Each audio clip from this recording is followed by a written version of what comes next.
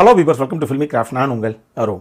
இந்த எபிசோட நம்ம பார்க்க போகிற படம் 2026 ஒரு அமெரிக்கன் ஆக்ஷன் காமெடி ஹாரர் படமாக இப்போ தியேட்டர்ஸ்லேயே வெளியாகிருக்கிற தி வில் கில் யூ.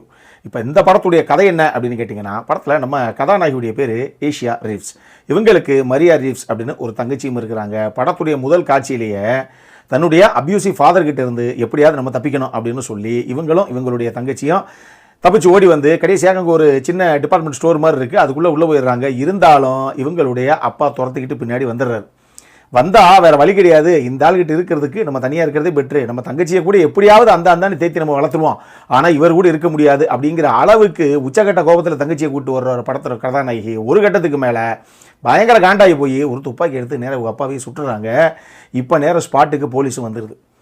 இப்போ போலீஸு கதாநாயகி அரெஸ்ட் பண்ணிடுறாங்க. இப்போ இவங்க அப்பா அப்படி துடிச்சிக்கிட்டு கிடக்கிறாரு. அவரை தூக்கி ஆம்புலன்ஸில் வச்சு அவர் கூடயே எந்த அப்பா கூட தான் தங்கச்சி போயிடக்கூடாது, அந்த பிள்ளையை காப்பாற்றணும் அப்படின்னு கதாநாயகி நினச்சாங்களோ இந்த அம்மாவை அரெஸ்ட் பண்ணிட்டு போயிட்டு அந்த சின்ன பிள்ளைய அப்பாவோடைய ஆம்புலன்ஸ்லேயே கூட அனுப்பி விட்டுறாங்க. இந்த சம்பவம் நடந்து கிட்டத்தட்ட 10 வருஷம் கழித்து கதைக்களம் இப்போ மாறுது. கதாநாயகி இப்போ தான் ஜெயிலிருந்து ரிலீஸ் ஆகி வெளியே வர்றாங்க. வந்தால் த வெர்ஜில் அப்படின்னு சொல்லி ஒரு மிகப்பெரிய ஹைரைஸ் அப்பார்ட்மெண்ட் மாதிரி ஒரு இடம் ஒன்று இருக்குது. அங்கே வந்து சேர்றாங்க. எதுக்கு அப்படின்னா ஹவுஸ்மெய்டு மாதிரி ஒரு வேலைக்காக.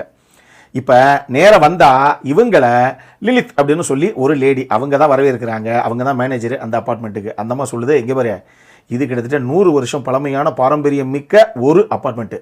இங்கே இருக்கிறவங்க எல்லாரும் கூடானு கோடீஸ்வரங்க தான், தெரியுதா? அனுசரணையாக கரெக்டாக எல்லாத்துக்கிட்டையும் அட்ஜஸ்ட் பண்ணி நடந்துக்கணும், வேலையெல்லாம் கரெக்டாக முடிக்கணும், தெரியுதா அப்படின்னு சொல்லி நம்ம கதாநாயகிக்கு ஒரு ரூமையும் அலோகேட் பண்ணுது அந்த லேடி. ஆனால் இன்றைய நாள் நம்ம கதாநாயகியுடைய வாழ்க்கையவே புரட்டி போட போகுது அப்படின்னு சொல்லி அந்த நொடி பொழுது வரைக்கும் நம்ம கதாநாயகிக்கு தெரியாது. இதுக்கப்புறம் இந்த கதையில் அடுத்தடுத்து அரங்கேறின சம்பவங்கள் தான் இந்த படத்துடைய மொத்த கதையை. Why don't you just die அப்படின்னு சொல்லி 2018 ஒரு ரஷ்யன் டார்க் காமெடி த்ரில்லர் படத்தை ப்ரெசென்ட் பண்ண கிரில் சொகோலோவ் அப்படிங்கிற இயக்குனருடைய இன்னொரு படம் தான் இந்த படம். Why don't you just die பல இடங்களில் நம்ம வந்து ரெக்கமெண்ட் பண்ண ஒரு படம். அது அட்டகாசமான படம். சும்மா ரத்தம் தெரிக்க, பட் அதே நேரத்தில் எப்படிங்க அப்படி யோசிச்சாங்க அப்படிங்கிற அளவுக்கு காமெடியாகவும் டார்க் காமெடியாகவும் ஒரு த்ரில்லரை, ஒரு ஆக்ஷன் த்ரில்லரை சும்மா அதகலமாக ப்ரெசென்ட் பண்ணியிருப்பாங்க அந்த படம். அந்த இயக்குனருடைய இன்னொரு படம் அப்படிங்கும்போது தான் நமக்கு ஒரு மிகப்பெரிய ஆர்வம், ஒருவேளைக்கு why don't you just die மாதிரி இருக்குமோ அப்படின்னு. ஆக்சுவலி அப்படி தான் இருந்தது. நம்ம ஏற்கனவே அந்த படம் விமர்சனம் பண்ண ஒரு படம் தான். So why don't you just die உங்களுக்கு பிடிச்சிருந்தது அப்படின்னா இந்த படம் கண்டிப்பாக அதுக்கு ஈக்குவலாக உங்களை என்கேஜ் பண்ணக்கூடிய இன்னொரு படம் தான். நிச்சயமாக அந்த ரசிகர்களுக்கு இந்த படமும் பிடிக்கிறதுக்கான வாய்ப்புகள் ஹெவியாக இருக்குது. இந்த படத்துடைய மிகப்பெரிய பலம் இதனுடைய ஆக்ஷன் சீக்வன்ஸ் எல்லாத்தையும் இவங்க காட்சிப்படுத்தின விதம் தான். முதல்ல ஆக்ஷன் கோரியோகிராஃபருக்கு மிகப்பெரிய பாராட்டுகள். ஏன்னா கரணம் தப்பினா மரணம் அப்படிங்கிற மாதிரி வெட்டு விழுகும். படத்தில் சும்மா சரமாரியாக வெட்டி வீசியிருப்பாங்க. படத்துக்குள்ளே ரத்தம் இல்லை, ரத்தத்துக்குள்ளே தான் படம் அப்படிங்கிற அளவுக்கு சும்மா எல்லாத்தையும் வெட்டி வீசியிருப்பாங்க. கை கால் தலை வரைக்கும் அறுத்து எரிஞ்சிருப்பாங்க. அந்த மாதிரி கொலரணமான ஒரு படம் இது. இது மைண்டில் முதல்லையே இருக்கட்டும்.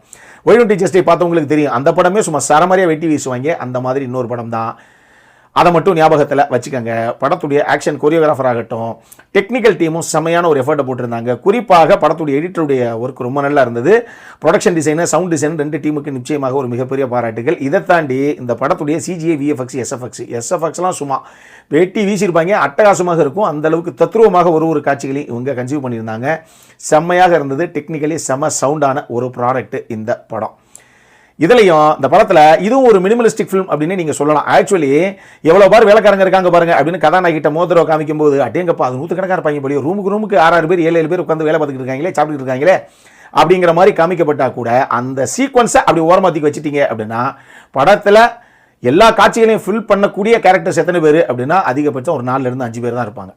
ஸோ இது அந்த கேட்டகரியில் நீங்கள் ஒரு மினிமலிஸ்டிக் ஃபிலிம் அப்படின்னு கூட சொல்லணும்னா சொல்லலாம். அந்த மாதிரி ஒரு படம் தான் இது. இதில் சாசி பீட்ஸ் அவங்க தான் படத்துடைய கதாநாயகியாக பண்ணியிருக்காங்க. சரியான ஒரு பெர்ஃபார்மன்ஸு, ஆக்ஷன் பிளாக்ஸ்லாம் அதகலம் பண்ணியிருக்காங்க, அட்டகாசமாக பண்ணியிருக்காங்க, எஃபர்ட்லெஸ்ஸாக பண்ணியிருக்காங்க அப்படிங்கிற மாதிரி தான் நமக்கு தோணுது. பட் மிகப்பெரிய அளவில் எஃபர்ட் போட்டு தான் பண்ணியிருக்காங்க அவங்க. அதே மாதிரி மயாலா அப்படிங்கிற ஒரு ஆர்டிஸ்ட் தான் அவங்களுடைய தங்கச்சியாக மரியா அப்படிங்கிற அந்த மரியா ரீவ்ஸ் அந்த கேரக்டர் பண்ணியிருக்காங்க. அந்த 2 பேருமே ரொம்ப நல்லா பண்ணியிருந்தாங்க. இது போக படத்தில் வில்லி மாதிரி 2 முக்கியமான கதாபாத்திரங்கள் இருக்குது. ஒன்று ஹெதர் கிரஹம், அவங்களும் சூப்பராக பண்ணியிருந்தாங்க. இன்னொன்று பேட்ரிஷியா ஆர்குட், அவங்களும் செம்மையாக பண்ணியிருந்தாங்க. இந்த 2 கதாபாத்திரங்களும் முக்கியமான கதாபாத்திரங்கள், கிளைமேக்ஸ் வரைக்கும் செம்மையாக பண்ணியிருந்தாங்க அந்த 4 பேருமே. இது போக 1-2 கதாபாத்திரங்கள் சப்போர்ட்டிங் காஸ்ட்டில் வருது. எல்லாரும் அவங்கவுங்க எடுத்துக்கிட்ட கதாபாத்திரத்துக்கு என்ன தேவையோ நேர்த்தியாக நீட்டாக கொண்டு வந்திருக்காங்க. ரணகலமான ரத்தம் தெரிக்க ஆக்ஷன் த்ரில்லர் ரசிகர்களுக்காகவே பிரத்யேகமாக எடுக்கப்பட்ட ஒரு படம் அப்படின்னு நீங்கள் சொல்லலாம். அந்த மாதிரி ஒரு சம்பவம் தான் இந்த படம். பட் இது ஒரு பக்கம் இருக்கட்டும், அந்த படத்தில் பிரச்சனையே கிடையாதா அப்படின்னு கேட்டிங்கன்னா, ஆக்சுவலாக ஒரு சின்ன படம் தான் இது. ஒரு 1.5 மணி நேரம் அந்த அளவுக்கு தான் ஓடுது. 1 மணி 34 நிமிஷம் நினைக்கிறேன். அவ்வளவு தான் அந்த படத்துடைய ஓவரால் ரன்னிங் டைமே. ஸோ ஒரு சின்ன படம் பார்க்கணும்னா தாராளமாக பார்க்கலாங்க அப்படிங்கிற மாதிரி ஒரு படமாக இருந்தால் கூட, கதையாக நம்ம எதிர்பார்க்காத பெருசாக ஏதோ ஒரு மொமெண்ட் இருக்குமோ அப்படின்னு பார்த்தா ஓரளவுக்கு ஈஸியாக நம்ம கெஸ் பண்ணக்கூடிய அளவில் தான் எல்லாமே இருக்குது.